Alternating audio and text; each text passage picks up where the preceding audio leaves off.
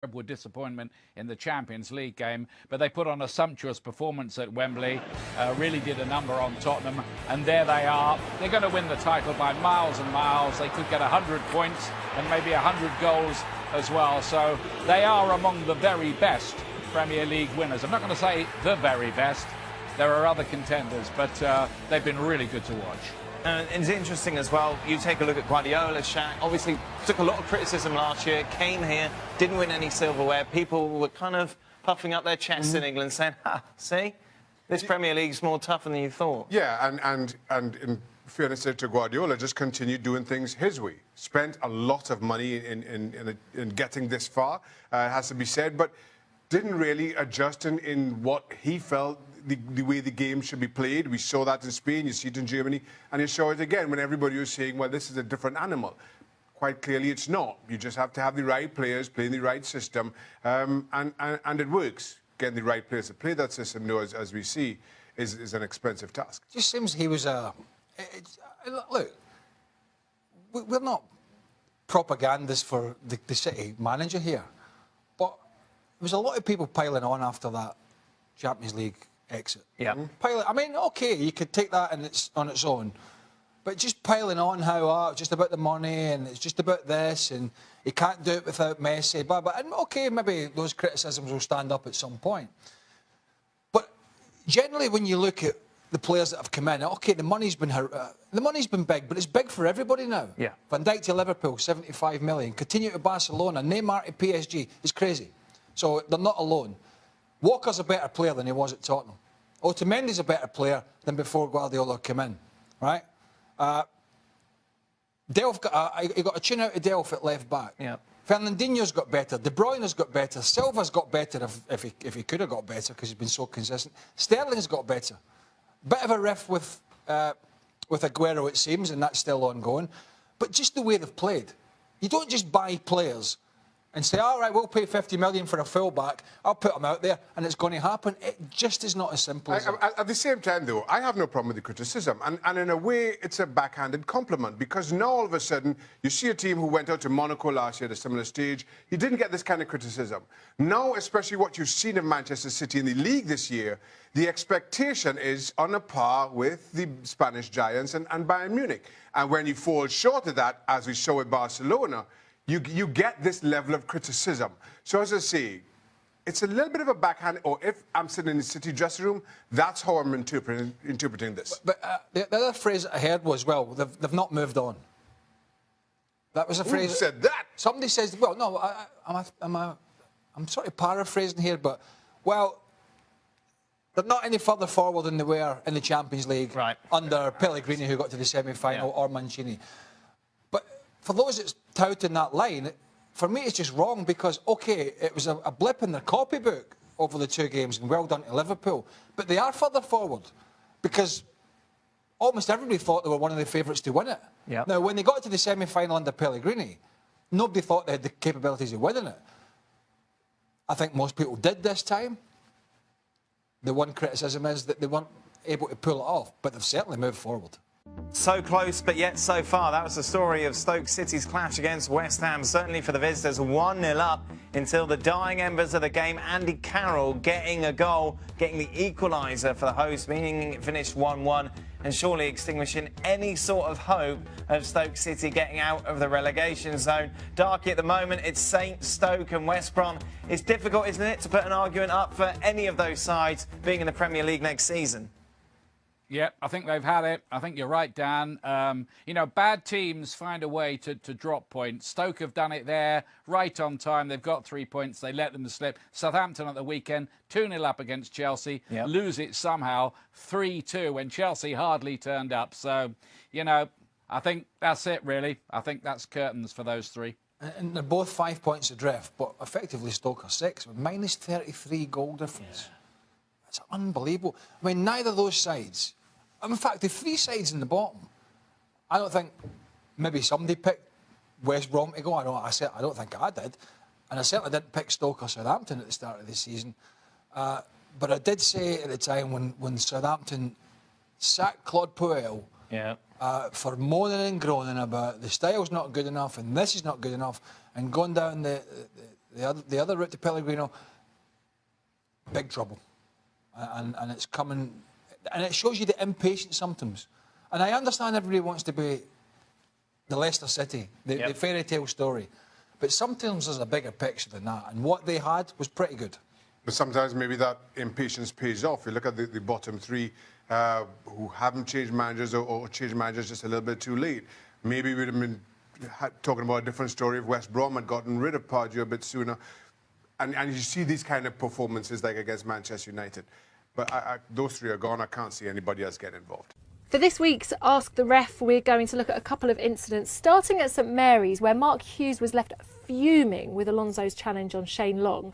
It looked like a classic red card to me. What did you think, Stuart? On first viewing, there was a lot of players in and around the area. I didn't see what had actually happened. So on first viewing, and that's the only view the ref gets, that first view, I wouldn't have sent him off. Having seen the replay, of course, and it was right in front of Mark Hughes, it was right in front of the benches. It's a poor challenge, and you'd have had to have sent him off. And obviously left Shane Long injured as well, you know, scraped down the back of his leg. Yeah. Is that the problem, though? As Stuart said, the referee had a good view, but is there a situation where he can almost be too close and maybe not have the best angle on it? Yeah, of course you can. I mean, Mike Dean, the referee on that day, had a great viewing angle for everybody saw it, but unfortunately for him, he was too near. He was too near the play. He couldn't get the full picture.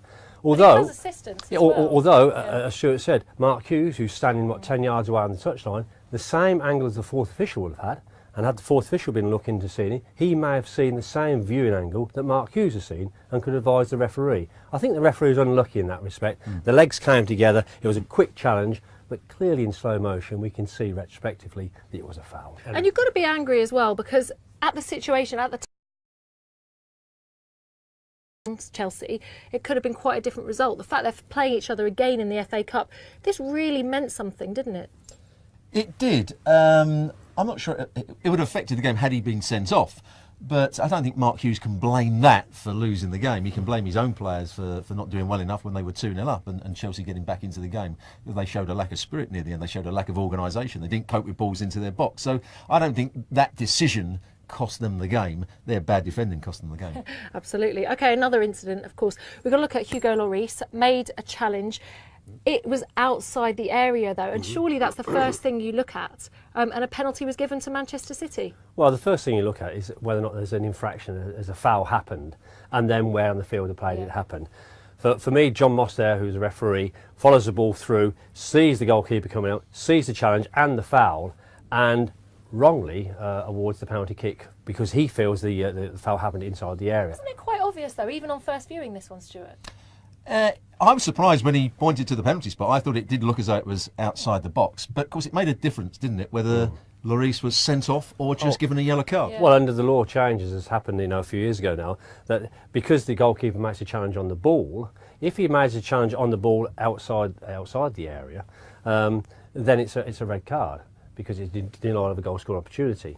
However, because there's a penalty kick happened inside the penalty area and he makes a challenge on the ball, it's only a yellow card. So he was quite lucky. The referee got the issue wrong. We've always argued about VAR. Well, this would have been the ideal situation for VAR, wouldn't it? VAR. Absolutely, it was a classic one because it's a factual thing. Yeah. It's not even subjective, it's factual. It would have been so quick, everyone's talking about how long it takes. It would have taken seconds outside the area, not a penalty. Yeah, and I agree totally there. And that's one instance where, in hindsight, I think the Premier League will say, why didn't we have VAR? Yeah, so VAR can be good. All the very latest, keep it right here at ESPN. Having seen how Liverpool beat Manchester City twice at Anfield since the turn of the new by playing a high pressing game, I thought Spurs would do exactly the same. However, there were two moments early on in the game that set the tone for Manchester City's win at Wembley and showed just how lethargic Tottenham's approach to the game was. The first moment came when Vincent Kompany got the ball in the right-sided centre-half position, and although Harry Kane didn't close him down with great intensity, he couldn't switch the play around the back. He couldn't play into midfield without taking a risk because Spurs midfield players, Dyer and Dembele, were really tight to Silva and De Bruyne. He couldn't go wide to Walker because Davis, the Spurs fullback, was pushed right on. So he was left with, up front, Jesus and Sterling against two Tottenham defenders, Vertonghen and Sanchez. And they were both worried about the spacing behind them. So what Vincent Kompany did was pick the right pass into Jesus, he chested it down, and the two midfield players, De Bruyne and Silva, ran off the back of Dembele and Dyer. And the result was that Sane ended up having a shot at goal which hit the post. And from that moment on, it meant that the enthusiasm of Dyer and Dembele to get tight to Manchester City's midfield dropped, and therefore it allowed Silva and De Bruyne to run the game and play the game at their pace, particularly in the first half. The second moment was City's first goal. Again, it's the same situation. Vincent Kompany, right-sided centre-half, bit of time on the ball. He's being closed down. He can't see a pass into the midfield, again, because it's tight. He can't go wide, because that's tight as well. But this time, he can't chip the ball into Jesus, because Sanchez and Vertonghen are trying to hold a higher line. And good players make brilliant decisions. And Vincent Kompany made the right decision. Just spin in behind and in between the two centre-halves to run in behind, and Vincent Kompany plays the ball. Of course, one ball should never beat the two defenders because they're too square, their body position is all wrong, but it's one good ball. Jesus runs through and scores. And from that moment on, there was only going to be one winner in the game. And it looked as though Manchester City had learnt their lessons from the Liverpool games. When they can't play into midfield, they know where the space is. That's in behind, and they did it brilliantly on a couple of occasions, and I think that won them the game. What this game did show was, because Spurs couldn't get tight enough to Man City, how well organised, how disciplined and how energetic Liverpool were in the Champions League quarter-final.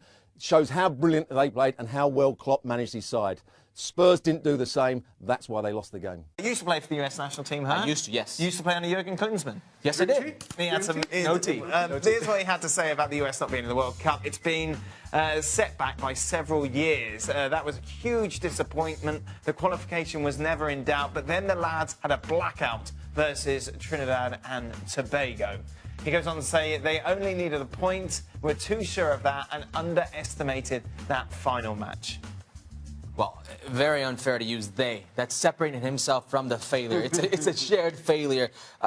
Listen, there's no two ways to go about this. It's going to set back the sport. Absolutely. There's a generation of players who could have played in that World Cup, who could have had good moments in that World Cup to go to bigger clubs, to advance their personal careers, therefore advancing U.S. soccer in a certain way. A generation of fans, kids who won't get to see the U.S. men's national team participate, maybe motivated to join in and potentially themselves one day get to. There's no two ways about it. It's a huge failure, but it's a shared failure between Jurgen Klinsmann and Bruce Arena. It's how much of a failure to one to the other is the question.